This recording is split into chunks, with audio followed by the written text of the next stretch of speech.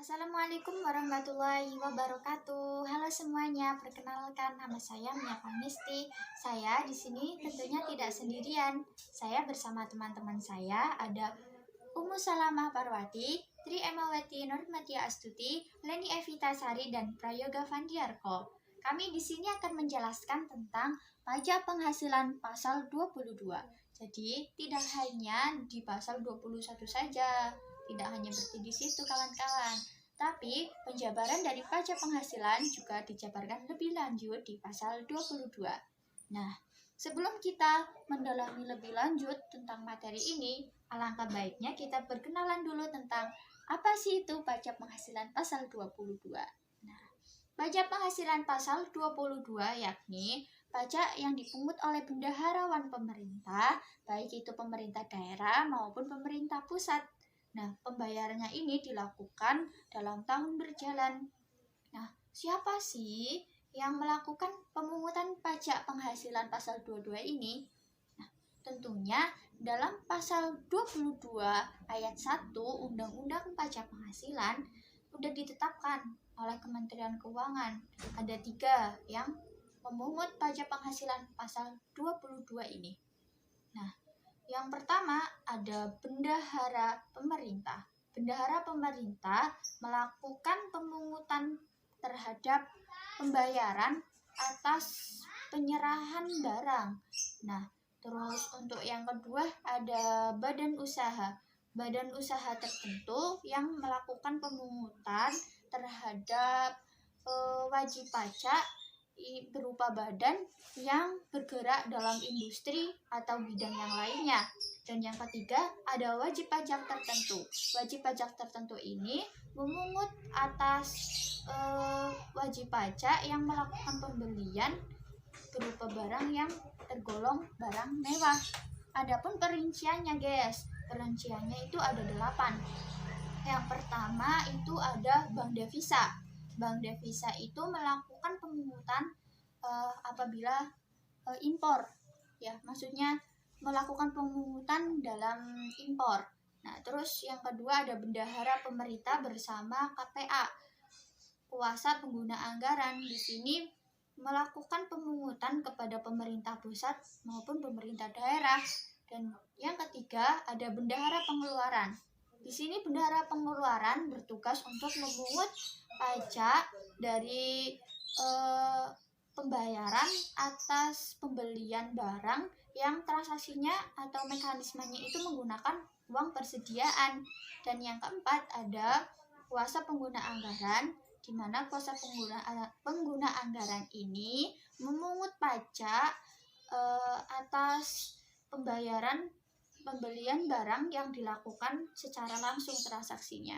Nah, terus ada juga badan-badan usaha milik pemerintah, di mana modalnya itu kan milik pemerintah, jadi dilakukan atau disertakan secara langsung. Dan yang keenam itu ada badan-badan usaha seperti industri semen, itu memungut atas hasil produksinya guys, penjualan hasil produksinya. Dan juga ada ATPM. ATPM itu memungut atas penjualan kendaraan bermotor dalam negeri. Dan juga ada badan-badan usaha seperti produsen impor minyak. Nah, itu juga dikenakan pajak penghasilan pasal 22 ini. Baiklah, yang selanjutnya ada objek PPh pasal 22. Yang pertama, impor barang dan ekspor barang komoditas tambang batu bara, mineral logam, dan mineral bukan logam yang dilakukan oleh eksportir. Yang kedua, pembayaran atas pembelian barang yang dilakukan oleh bendahara pemerintah dan kuasa pengguna anggaran atau KPA sebagai pemungut pajak pada pemerintah pusat, pemerintah daerah, instansi atau lembaga pemerintah, dan lembaga-lembaga negara lainnya. Yang ketiga, ada pembayaran atas pembelian barang dengan mekanisme uang persediaan yang dilakukan oleh bendahara pengeluaran. Yang keempat, ada pembayaran atas pembelian barang kepada pihak ketiga dengan mekanisme pembayaran langsung oleh KPA atau pejabat penerbit surat perintah membayar yang diberi delegasi oleh KPA. Yang kelima ada pembayaran atas pembelian barang dan atau bahan-bahan untuk keperluan kegiatan usaha badan usaha milik negara.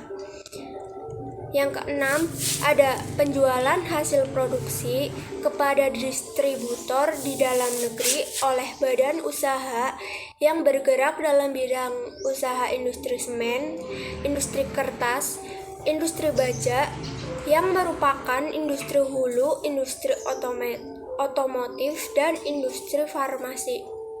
Yang ketujuh, ada penjualan kendaraan bermotor di dalam negeri oleh agen tunggal pemegang merek atau ATPM, agen pemegang merek atau APM, dan importir umum kendaraan bermotor.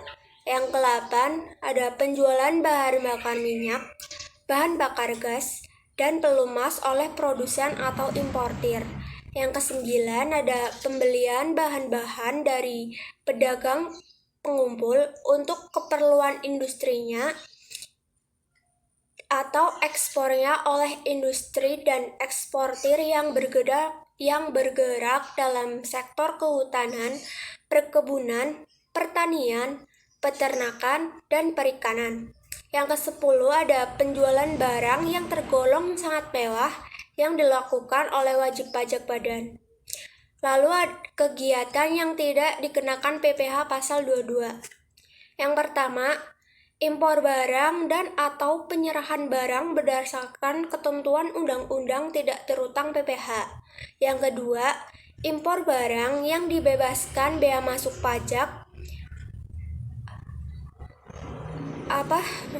impor barang yang dibebaskan bea masuk atau pajak pertambahan nilai berupa barang perwakilan negara asing beserta para pejabatnya yang bertugas di Indonesia, barang hibah, barang keperluan penelitian.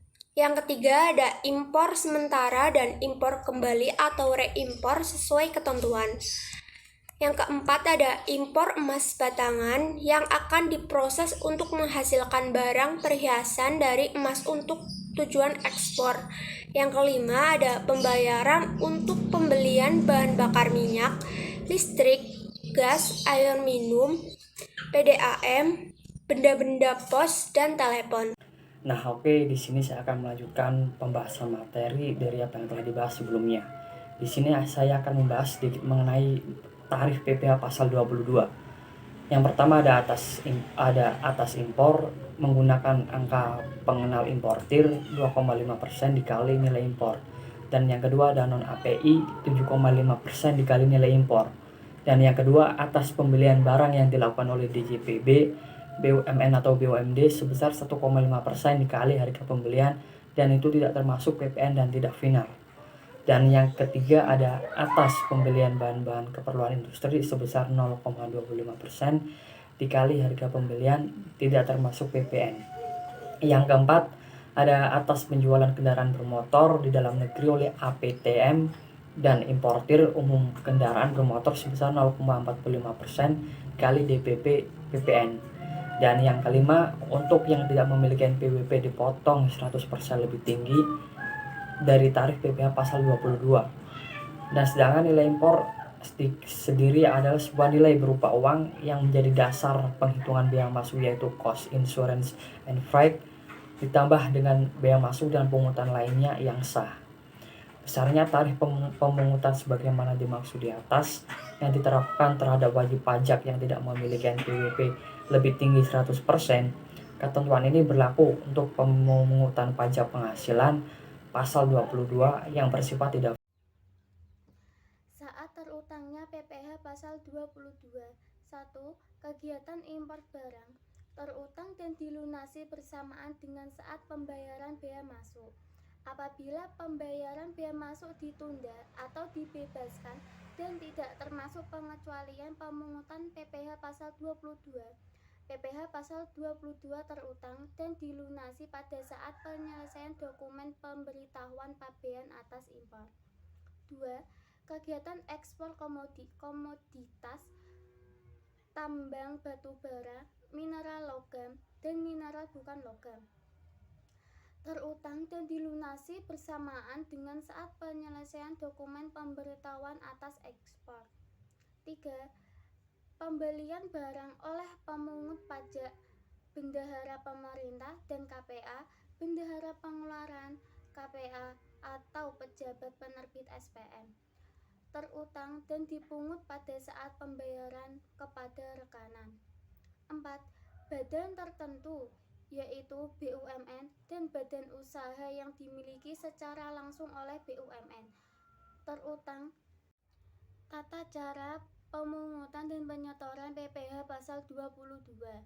1. Pemungutan PPh pasal 22 atas impor barang. Penyetoran dilaksanakan oleh importir yang bersangkutan ke kas negara melalui kantor pos, bank devisa atau bank yang ditunjuk oleh Menteri Keuangan dan menggunakan surat setoran pajak yang berlaku sebagai bukti pemungutan pajak. 2. Pemungutan PPh pasal 22 oleh pemungut pajak, bendahara pemerintah, KPA, bendahara pengeluaran, pejabat penerbit SPM atas delegasi KPA, wajib disetorkan ke kas negara melalui kantor pos, bank devisa, atau bank yang telah ditunjuk oleh Menteri Keuangan menggunakan surat setoran pajak yang telah berisi nama rekanan serta ditandatangani oleh pemungut pajak. Surat setoran pajak tersebut berlaku sebagai bukti setoran pajak. 3. Pemungutan PPh pasal 22 oleh pemungut pajak seperti BUMN tertentu dan bank BUMN, badan usaha industri produsen bahan bakar minyak, gas dan pelumas, industri dan eksportir yang bergerak pada sektor pertanian, perkebunan, peternakan dan perikanan, wajib disetorkan ke kas negara melalui tempat yang telah ditunjuk Menteri Keuangan menggunakan setoran pajak.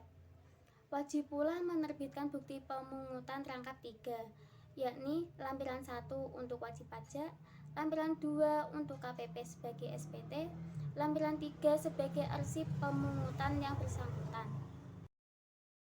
Berikut adalah cara untuk menghitung PPh pasal 22.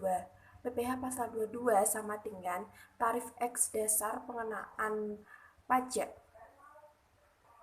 1. PPh dasar atas impor. Pada Desember tahun 2019 melakukan impor barang, pakaian atau pakaian selam dari Jepang dengan harga 100.000 US dollar. Kemudian biaya angkut untuk pengapalan barang dari Jepang ke dalam daerah pabean atau Indonesia sebesar 0,5% dan 8% dari harga faktur. Biaya tersebut dibayar oleh PT Fortuna. Sedangkan CIF sebesar 10%. Kemudian ada PPh 22 atas pembelian barang yang dilakukan oleh DJPB, bendahara pemerintah, dan BUMN atau BUMD. Kemudian yang ketiga ada PPh pasal 22 atas pembelian oleh BUMN. Yang keempat ada PPh 22 atas pembelian untuk ekspor. Yang terakhir ada bukti pemungutan surat surat setoran pajak atau yang disebut dengan SP dan surat pemberitahuan atau yang disebut dengan SPT masa PPh 22. Pemungut PPh pasal 22 selain wajib membuat bukti pungut juga wajib menyetor PPh yang dipungut dengan kode pajak 4111 22-900 ke Bank Persepsi. Kemudian melaporkannya pada dalam SPT masa PP pasal 22. Sedangkan pihak yang dipungut mendapat bukti pungut dan dapat dikreditkan pada akhir tahun di SPT tahunan. Sekian dan terima kasih. Assalamualaikum warahmatullahi wabarakatuh.